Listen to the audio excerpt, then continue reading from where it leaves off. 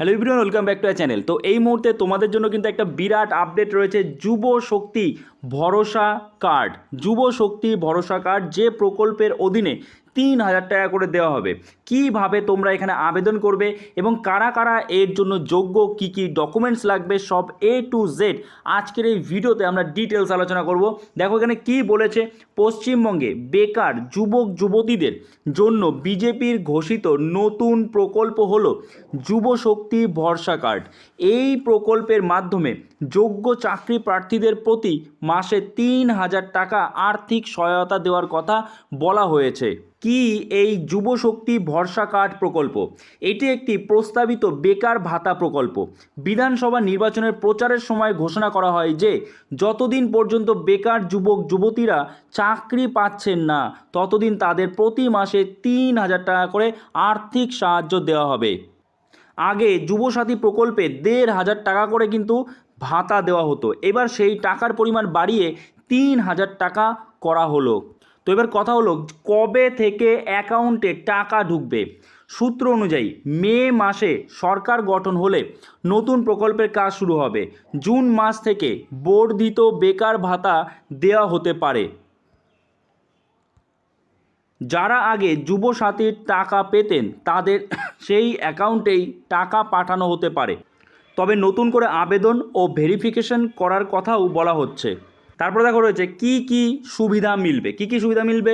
প্রতি মাসে 3,000 টাকা আর্থিক সহায়তা, চাকরি না পাওয়া পর্যন্ত সহায়তা পাওয়ার সম্ভাবনা, আর অর্থনৈতিকভাবে দুর্বল চাকরি প্রার্থীদের সাহায্য করবে। এবার সবথেকে বড় কথা, কি কি ডকুমেন্ট লাগবে? দেখো, সম্ভাব্য প্রয়োজনীয় যে নথিগুলি, যে ডকুমেন্টসগুলো লাগবে, প্রথমত আধার কার্ড লাগবে, ভোটার কার্ড বা তার সাথে সাথে বাসস্থান অর্থাৎ তোমার ডোমিসাইল সার্টিফিকেট লাগবে। তারপরে বলেছে বয়সের প্রমাণপত্র লাগবে। তারপরে বলেছে এখানে শিক্ষাগত যোগ্যতার সার্টিফিকেট লাগবে, পাসপোর্ট সাইজ ছবি লাগবে এবং মোবাইল নাম্বার। অবশ্যই তোমাদের কিন্তু অ্যাক্টিভ মোবাইল নাম্বার দিতে হবে, তার সাথে email ID, active email ID যেটার অ্যাক্সেস তোমার কাছে রয়েছে। এছাড়া লাগবে ব্যাংকের পাসবুক, এবং সেই পাসবুকের সাথে যেন তোমার আধার কার্ড এবং মোবাইল নাম্বার যুক্ত থাকে। ঠিক আছে, যদি না থাকে তাড়াতাড়ি করে নাও এটা তোমরা। আচ্ছা, তারপর দেখো রয়েছে এমপ্লয়মেন্ট এক্সচেঞ্জ রেজিস্ট্রেশন সার্টিফিকেট যদি থাকে, তবে এটা আগেই বলা যাচ্ছে না এমপ্লয়মেন্ট এক্সচেঞ্জের ব্যাপারটা, বাকিগুলো কিন্তু তোমার লাগছে। ঠিক আছে। আচ্ছা, এবার কথা হলো যে কিভাবে তোমরা এখানে আবেদন করবে। সবার প্রথমত তোমাদের সরকারি পোর্টালে যেতে হবে, মোবাইল নাম্বার দিয়ে রেজিস্ট্রেশন করতে হবে, প্রয়োজনীয় তথ্য পূরণ করতে হবে এবং ডকুমেন্ট আপলোড করতে হবে। আবেদন জমা দিয়ে ভেরিফিকেশনের জন্য অপেক্ষা করতে হবে। যোগ্য হলে ব্যাংক অ্যাকাউন্টে টাকা পাঠানো হবে। এই প্রকল্পের সুবিধা কারা কারা পাবেন? দেখো কি বলা হয়েছে এখানে, নিচের যোগ্যতা থাকলে আবেদন করা যেতে পারে। পশ্চিমবঙ্গের স্থায়ী বাসিন্দা হতে হবে, বেকার অথবা চাকরির খোঁজে থাকতে হবে।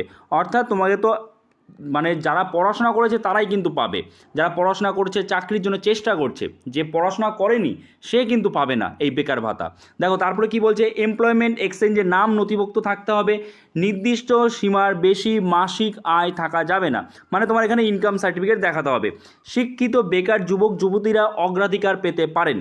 তো এবার দেখো আরেকটা কথা তোমাদের বলে রাখি, এখনও কিন্তু প্রকল্পটি সরকারিভাবে চালু হয়নি, তবে খুব তাড়াতাড়ি দেখবে চালু হয়ে যাবে। মানে এই মাসের মধ্যে, সরকার গঠন হওয়ার পরেই এই মাসের মধ্যেই চালু হয়ে যাবে।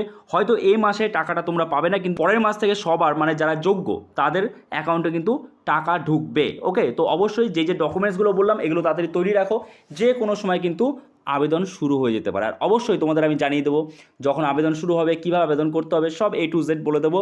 তার জন্য চ্যানেলটাকে সাবস্ক্রাইব করে রাখতে হবে। ওকে, তো চলো দেখা হচ্ছে নতুন কোনো ভিডিওতে। সবাই ভালো থেকো।